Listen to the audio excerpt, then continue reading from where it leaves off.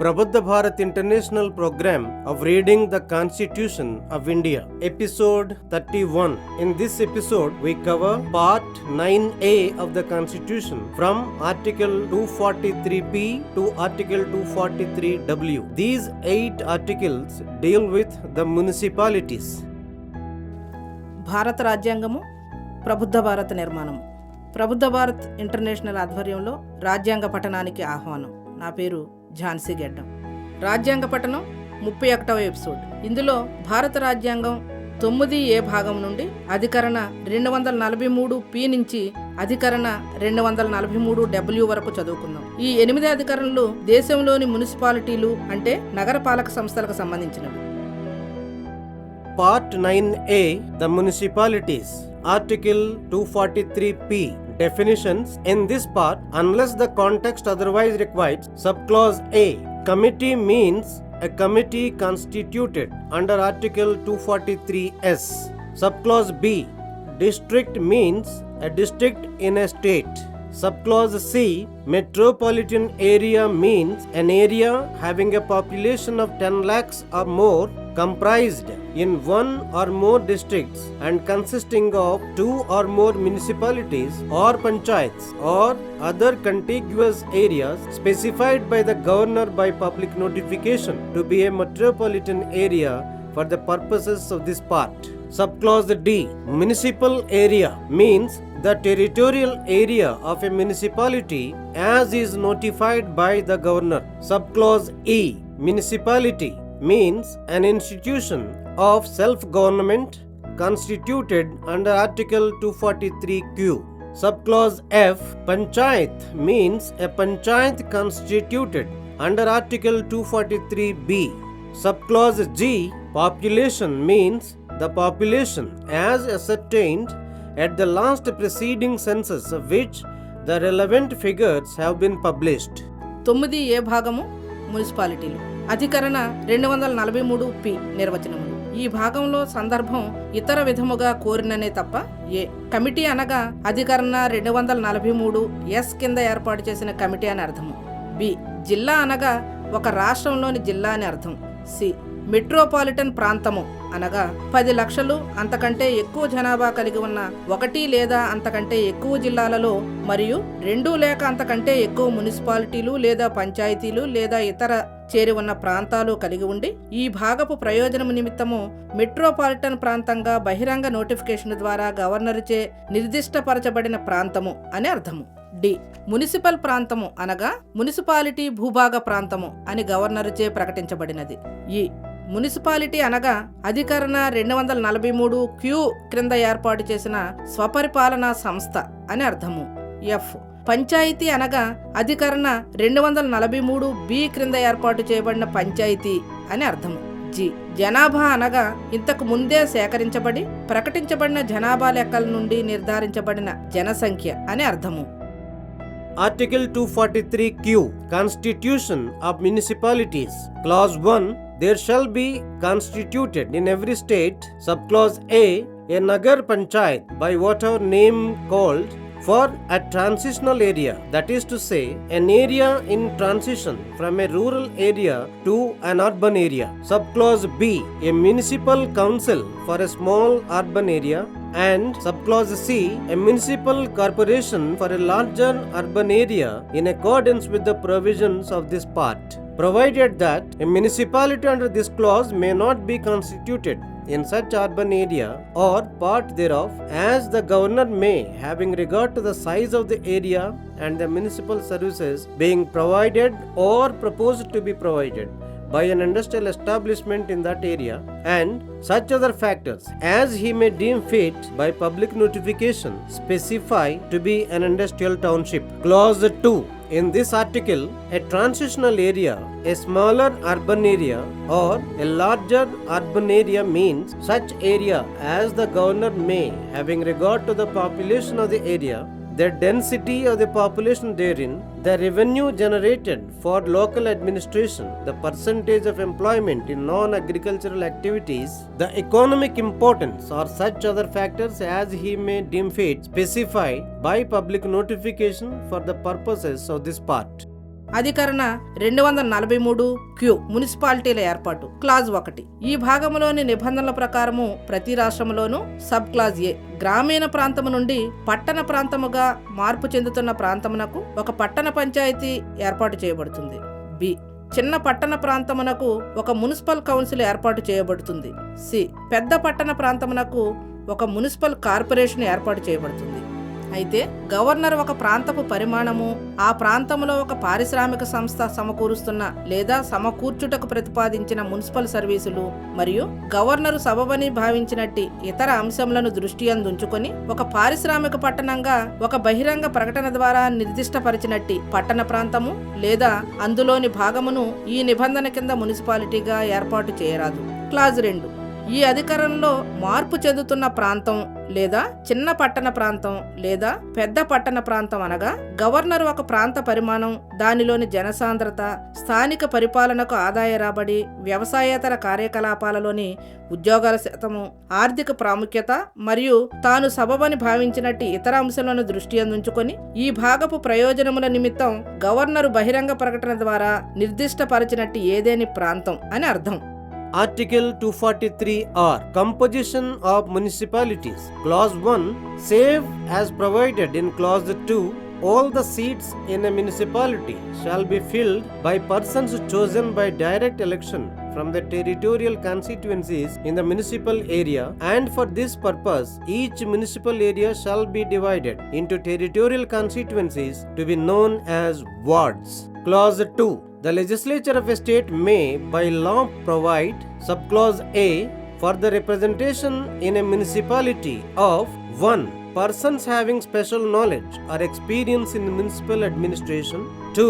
The members of the House of the People and the members of the Legislative Assembly of the state representing constituencies which comprise wholly or partly the municipal area. 3. The members of the Council of States and the members of the Legislative Council of the state registered as electors within the municipal area. 4. The chairpersons of the committees constituted under Clause 5 of Article 243S, provided that the persons referred to in paragraph 1 shall not have the right to vote in the meetings of the municipality. Subclause B. The manner of election of the chairperson of the municipality. అధికరణ 243 are మున్సిపాలిటీల కూర్పు. Clause 1 నిబంధన 2లో పేర్కొన్నట్టుగా తప్ప మున్సిపాలిటీలోని ప్రాతినిధ్య స్థానములన్నీ ఒక municipal ప్రాంతంలోని భూభాగ నియోజకవర్గముల నుండి ప్రత్యక్ష ఎన్నికల్లో ఎంపిక చేయబడిన సభ్యులతో భర్తీ చేయబడతాయి. ఈ ప్రయోజనము నిమిత్తం ప్రతి మున్సిపాలిటీ ప్రాంతము వార్డులని పిలువబడు భూభాగ నియోజకవర్గములుగా విభజించబడుతుంది. క్లాజ్ 2 రాష్ట్ర శాసనసభ శాసనము ద్వారా ఏ మున్సిపల్ పరిపాలనలో ప్రత్యేక పరిజ్ఞానము లేదా అనుభవం కలిగిన వ్యక్తులను సభ్యులుగా చేయవచ్చు. 2 పూర్తిగా లేదా పాక్షికంగా మున్సిపల్ ప్రాంతములో కలిసి ఉన్న నియోజకవర్గమునకు ప్రాతినిధ్యము కలిగి ఉన్న ప్రజల సభ లేదా లోక్సభ మరియు రాష్ట్ర శాసనసభ సభ్యులను సభ్యులుగా చేయవచ్చు. 3 మున్సిపల్ ప్రాంతంలో ఓటర్లుగా రిజిస్టర్ అయిన రాష్ట్రాల మండలి మరియు రాష్ట్ర శాసన మండలి సభ్యులను మున్సిపాలిటీలలో సభ్యులుగా చేయవచ్చు. 4 అధికరణ 243S యొక్క నిబంధన 5 క్రింద ఏర్పాటైన కమిటీల చైర్పర్సన్లను సభ్యులను సభ్యులుగా చేయవచ్చు.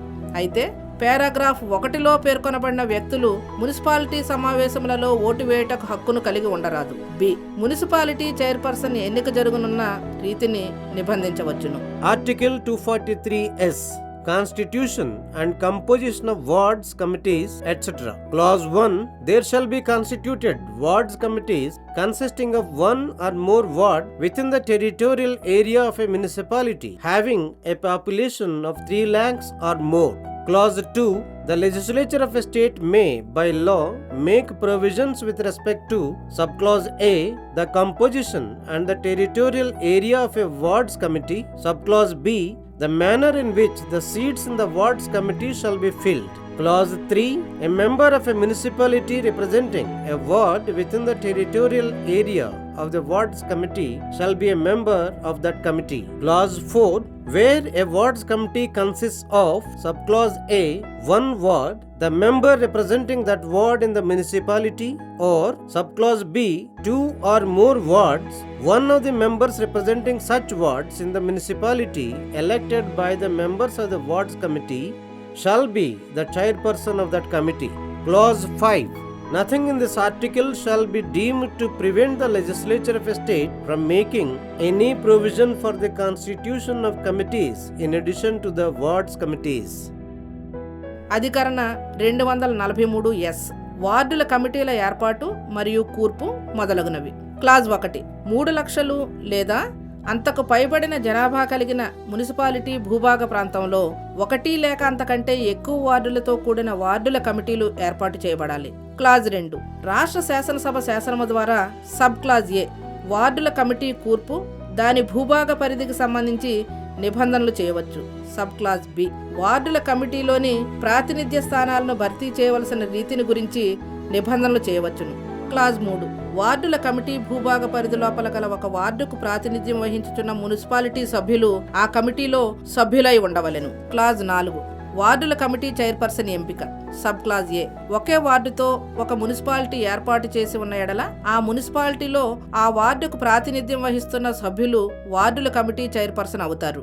సబ్ క్లాజ్ బి 2 లేదా అంతకంటే ఎక్కువ వార్డులతో ఏర్పాటు చేసిన వార్డుల కమిటీకి మున్సిపాలిటీలోని అట్టి వార్డులకు ప్రాతినిధ్యం వహించుచున్న వారిలో నుండి ఆ వార్డుల కమిటీకి ఎన్నుకొనిన సభ్యులు ఒక చైర్పర్సన్ అవుతారు.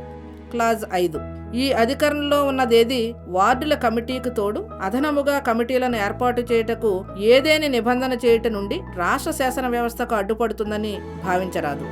Article 243T Reservation of seats. Clause 1.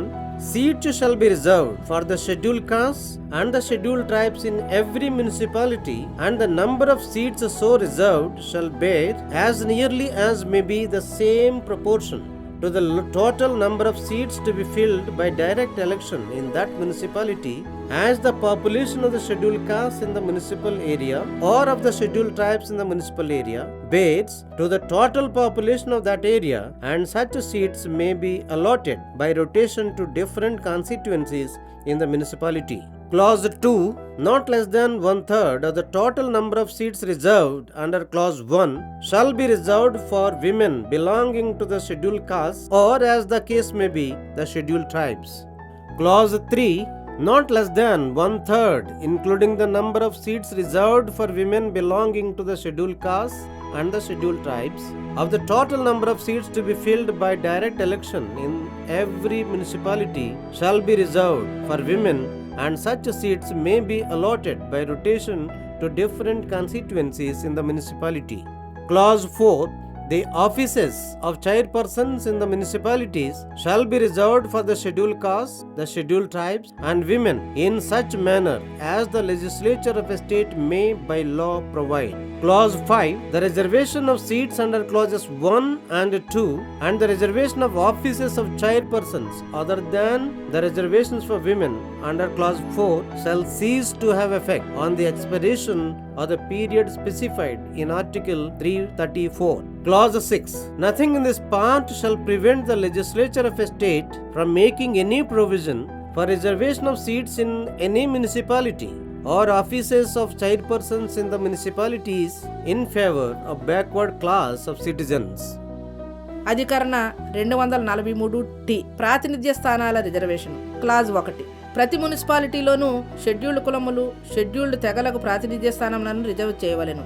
అట్లు రిజర్వ్ చేయవలసిన స్థానాల సంఖ్య సాధ్యమైనంత వరకు ఆ మున్సిపల్ ప్రాంతంలోని మొత్తము జనాభాకు షెడ్యూల్డ్ కులములు లేదా షెడ్యూల్డ్ తెగల జనాభా ఏ అనుపాతంలో ఉందో ఆ మున్సిపాలిటీలో ప్రత్యక్ష ఎన్నిక ద్వారా భర్తీ చేయవలసిన మొత్తం స్థానాల సంఖ్య షెడ్యూల్డ్ కులములు షెడ్యూల్డ్ తెగలకు కేటాయించబడు స్థానాల సంఖ్య కూడా అంతే అనుపాతంలో ఉండవలెను. అట్టి స్థానాలను ఒక మున్సిపాలిటీలోని వేరువేరు నియోజకవర్గములకు వంతుల వారీగా రొటేషన్ పద్ధతిలో కేటాయించవచ్చును. క్లాజ్ 2 నిబంధన 1 క్రింద రిజర్వ్ చేసిన స్థానాల మొత్తం సంఖ్యలో 3/1 తక్కువ కానటి స్థానాలను షెడ్యూల్డ్ కులములు లేదా సందర్భానుసారం షెడ్యూల్డ్ తెగలకు చెందిన మహిళలకు కేటాయించవలెను. క్లాజ్ 3 ప్రతి మున్సిపాలిటీకి ప్రత్యక్ష ఎన్నిక ద్వారా భర్తీ చేయు మొత్తం స్థానాల సంఖ్యలో షెడ్యూల్డ్ కులములు షెడ్యూల్డ్ తెగలకు చెందిన మహిళలకు రిజర్వ్ చేయబడి ఉన్న స్థానాల సంఖ్యతో కలిసి 3వ వంతుకు తగ్గకుండా మహిళలకు రిజర్వ్ చేయవలెను మరియు అట్టి స్థానాలను మున్సిపాలిటీలోని వేరువేరు నియోజకవర్గములకు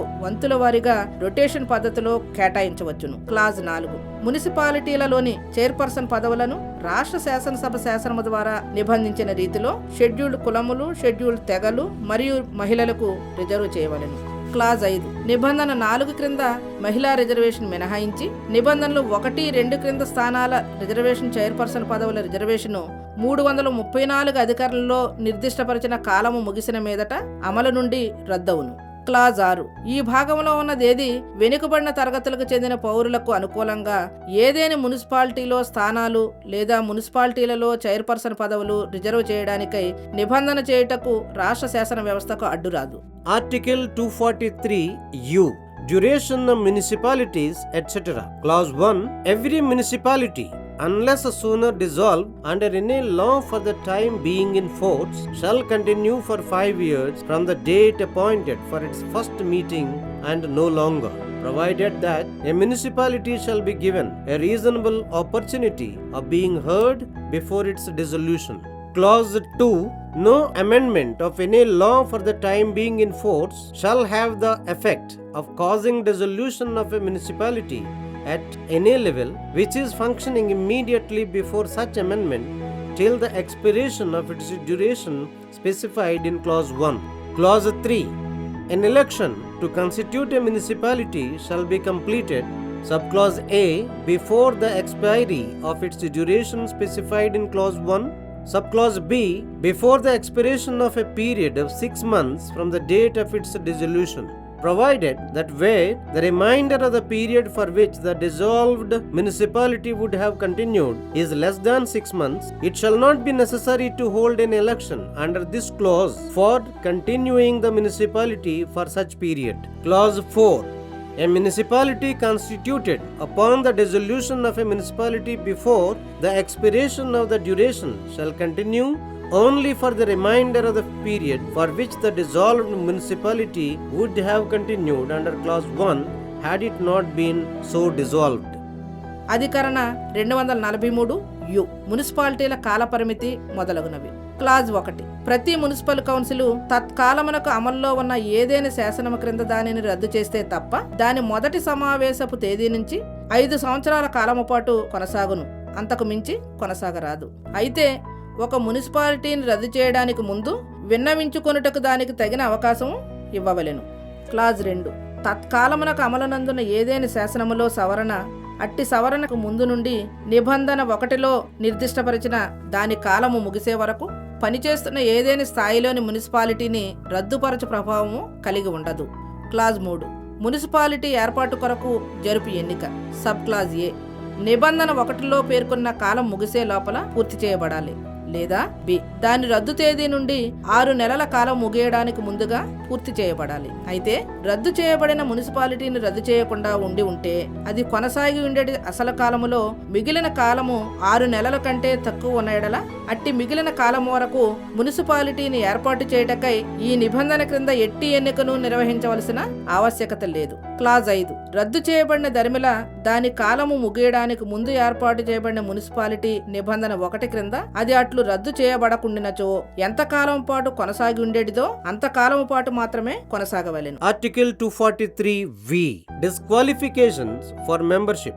Clause 1 A person shall be disqualified for being chosen as and for being a member of a municipality, subclause A, if he is so disqualified by or under any law for the time being in force for the purposes of elections to the legislature of the state concerned, provided that no person shall be disqualified on the ground that he is less than 25 years of age if he has attained the age of 21 years. Subclause B if he is so disqualified by or under any law made by the legislature of the state. Clause 2 If any question arises as to whether a member of a municipality has become subject to any of the disqualifications mentioned in clause 1, the question shall be referred for the decision of such authority and in such manner as the legislature of a state may by law provide. అధికరణ 243 వి సభ్యత్వమునకు అనర్హతలు. Clause 1. ఒక వ్యక్తి municipality సభ్యునిగా ఎంపిక చేయబడుటకు లేదా సభ్యునిగా ఉండుటకు ఏ సంబంధిత రాష్ట్ర శాసనసభకు జరుగు ఎన్నికలకు తత్కాలమున అమలునందున ఏదేని శాసనం ద్వారా లేదా శాసనం క్రింద అనర్హులైన ఎడల అనర్హులగును. అయితే 21 సంవత్సరముల వయసు నిండిన ఏ వ్యక్తిని తన వయసు 25 సంవత్సరముల కంటే తక్కువ ఉందని కారణాలపై అనర్హులుగా చేయరాదు. బి ఆ రాష్ట్ర శాసనసభ చేసిన ఏదేని శాసనం ద్వారా లేదా శాసనము క్రింద ఆ శాసనసభ సభ్యత్వానికి అనర్హులైన ఎడల అనర్హులగును. క్లాజ్ 2. ఒక మున్సిపాలిటీ సభ్యులు నిబంధన 1లో పేర్కొనబడిన ఏదేని అనర్హతలకు గురయ్యారా అనే ఏదేని ప్రశ్న ఉత్పన్నమైనప్పుడు ఆ ప్రశ్నపై నిర్ణయం నిమిత్తం రాష్ట్ర శాసనసభ చేసిన శాసనం ద్వారా నిబంధించినట్టే అధికారికి మరియు నిబంధించిన రీతిలో సమర్పించవలెను. Article 243W. Powers, authority and responsibilities of municipalities, etc. Subject to the provisions of this constitution, the legislature of a state may by law endow, subclause A, the municipalities with such powers and authority as may be necessary to enable them to function as institutions of self-government, and such law may contain provision for the devolution of powers and responsibilities upon the municipalities subject to such conditions as may be specified therein with respect to 1. The preparation of plans for economic development and social justice. 2. The performance of functions and the implementation of schemes as may be entrusted to them, including those in relation to the matters listed in the 12th schedule. Subclause B. The committees with such powers and authority as may be necessary to enable them to carry out the responsibilities conferred upon them, including those in relation to the matters listed in the 12th schedule. With this, episode 31 completes. అధికరణ 243W మున్సిపాలిటీల అధికారములు, అధీకృత అధికారము, బాధ్యతలు మొదలగునవి. ఒక రాష్ట్ర శాసనసభ ఈ రాజ్యాంగ నిబంధనలకు లోబడి శాసనం ద్వారా ఏ మున్సిపాలిటీలకు అవి స్వయం పరిపాలనతో కూడిన ప్రభుత్వ సంస్థలుగా విధులు నిర్వహించుటకు వీలుగా అవసరమైనట్టి అధికారములు మరియు అధికార హోదాలను ఇవ్వవచ్చును. అట్టి శాసనము అందులో చెప్పబడిన షరతులకు లోబడి క్రింది విషయాలలో తగు నిబంధనలు కలిగి ఉండవచ్చు. 1. ఆర్థిక అభివృద్ధి ప్రణాళికలు, సామాజిక న్యాయ ప్రణాళికలు తయారు చేయు అధికారములు, బాధ్యతలతో నిబంధనలను కలిగి ఉండవచ్చు. 2. 12వ షెడ్యూలులో చేర్చబడిన అంశాలకు సంబంధించిన విషయాలతో సహా మున్సిపాలిటీలకు అప్పగించబడగల ఇతర విధులను నిర్వర్తించుట మరియు పథకములను అమలు చేయుటకు నిబంధనలను కలిగి ఉండవచ్చు. సబ్ క్లాస్ బి 12వ షెడ్యూల్లో చేర్చబడిన అంశాలకు సంబంధించి విషయాలతో సహా తమకు అప్పగించబడిన బాధ్యతలను నిర్వహించడానికి వీలుగా సంఘాలకు సంబంధించిన అధికారములు మరియు అధీకృత అధికారము ఇచ్చుట కొరకు అందులో నిబంధనలు చేయవచ్చును. ఇంతటితో రాజ్యాంగ పఠనం 31వ ఎపిసోడ్ సమాప్తం.